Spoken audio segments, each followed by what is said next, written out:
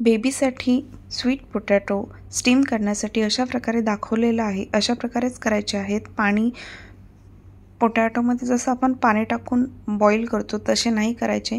आणि जर अशा प्रोसेसला जास्त वेळ लागत असेल तर आता तुम्ही त्याच्यामध्ये पातेल्यामध्ये पाणी घेऊन त्याच्यामध्ये स्टीमर ठेवून हे रताळं आहेत त्यांचे स्लाइसेस देखील त्याच्यामध्ये ठेवू शकता, जेणेकरून लवकर ते स्टीम होईल।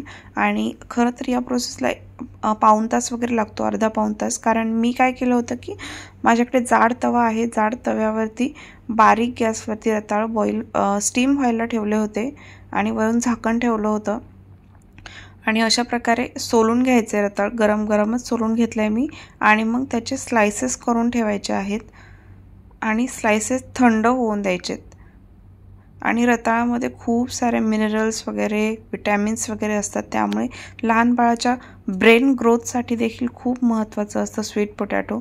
त्यामुळे स्वीट पोटॅटो लहान मुलांना दिलंच पाहिजे। आणि स्वीट पोटॅटोला नॅचरल स्वीटनेस असल्यामुळे तुम्हाला दुसरं स्वीट घालण्याची गरज नाही आहे आर्टिफिशियल।